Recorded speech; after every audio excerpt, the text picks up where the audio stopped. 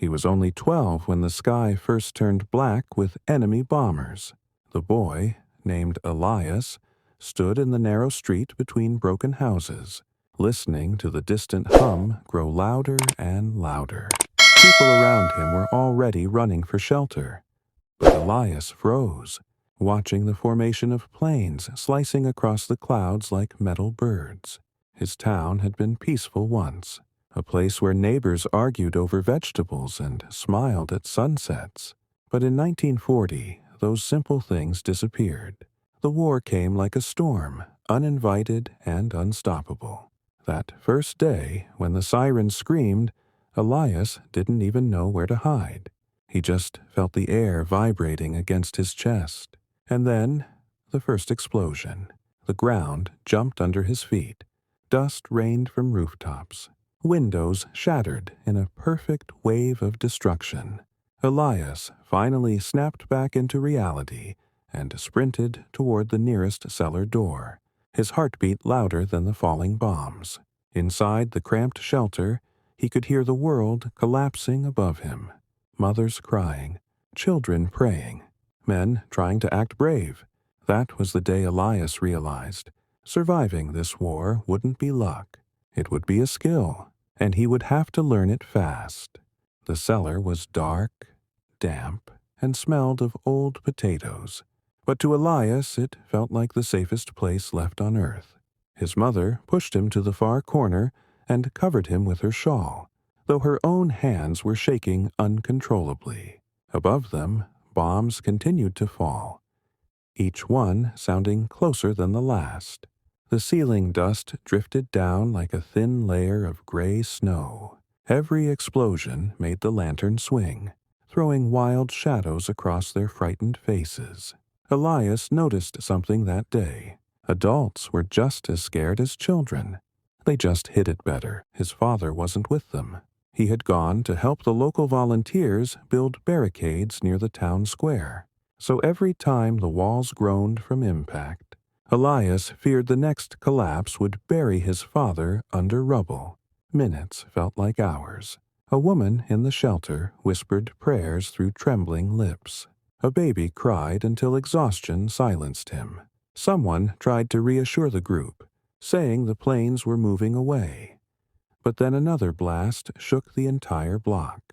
Elias remembered thinking, if this is only the beginning, how bad can the rest of the war be?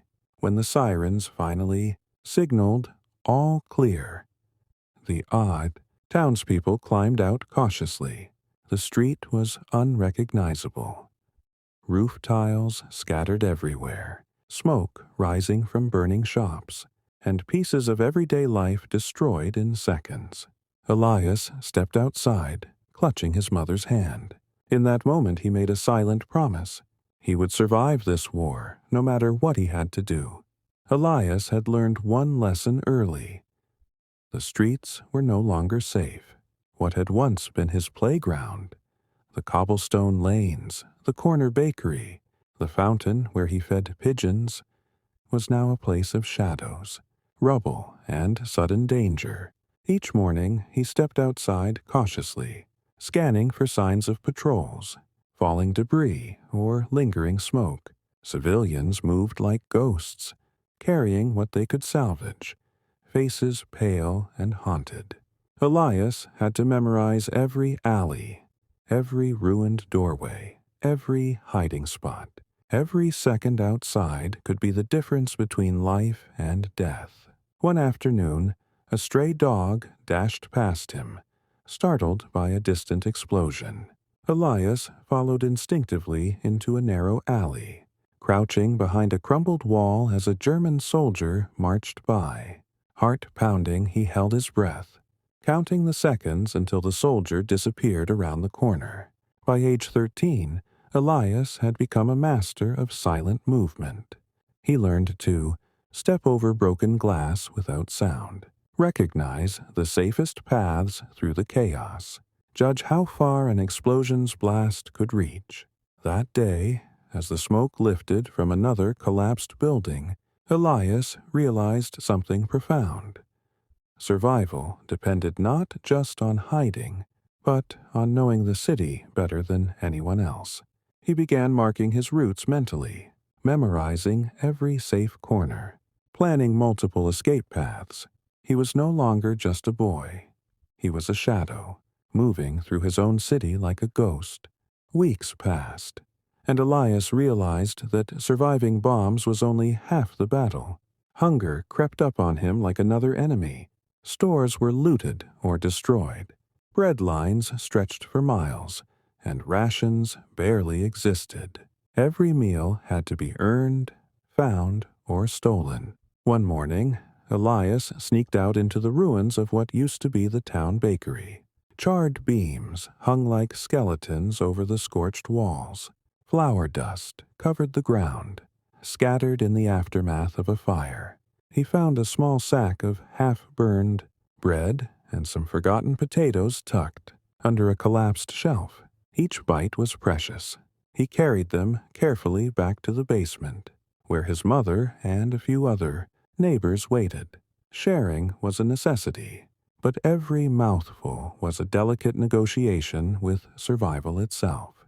By now, Elias understood something important. War didn't just kill with bullets and bombs. It killed slowly, silently, with hunger and despair. He began learning how to scavenge safely, avoiding streets where soldiers could appear, checking buildings for traps or unstable rubble, listening for others before moving. The hunger taught him patience, caution, and ingenuity. Every crumb mattered.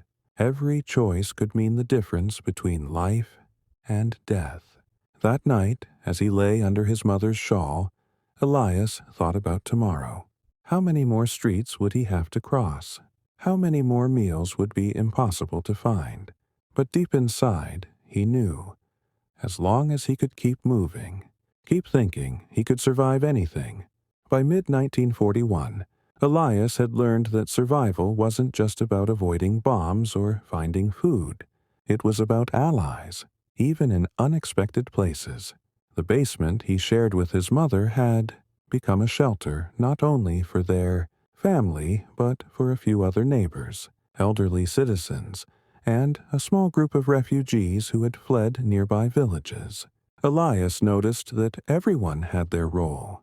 The older men reinforced the weak beams of the cellar. Women scavenged quietly for food and water. Children passed messages or kept watch near hidden exits. Elias's role was to run messages, scout lightly damaged buildings for supplies, and occasionally help the sick move safely into corners where the smoke or debris wouldn't reach them.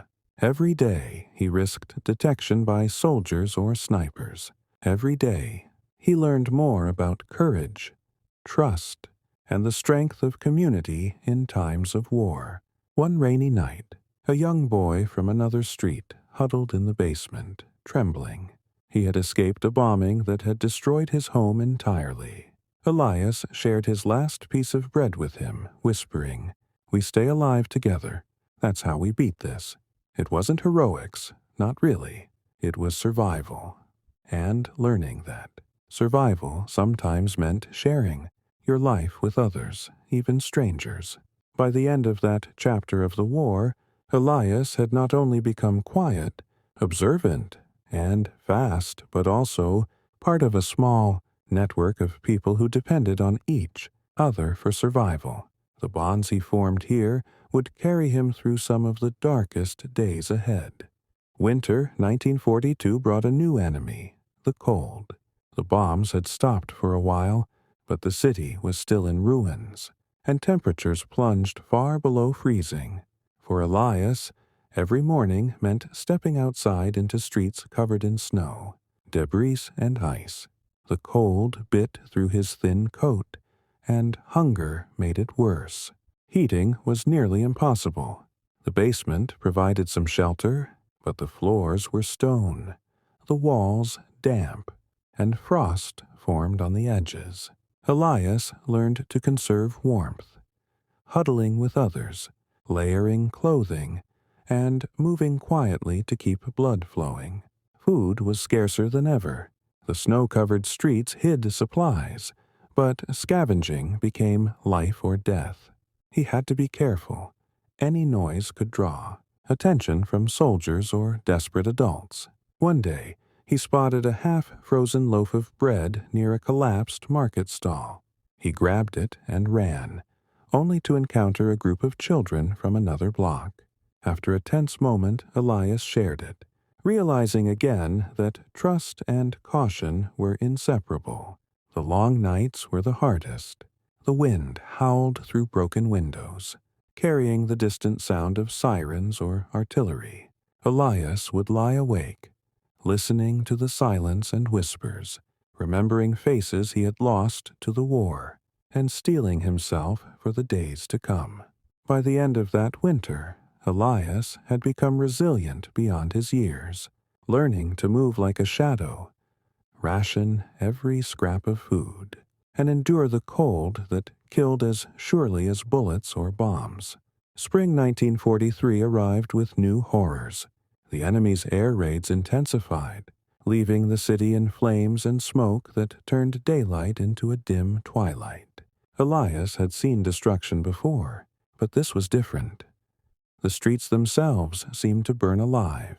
Every morning he would peek through a crack in the cellar door, scanning the skyline.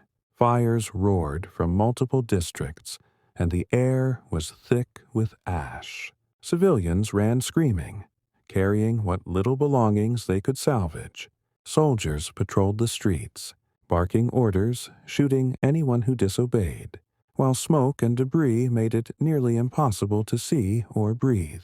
Elias moved like a ghost, weaving through alleys, ducking under ruined walls and avoiding patrols.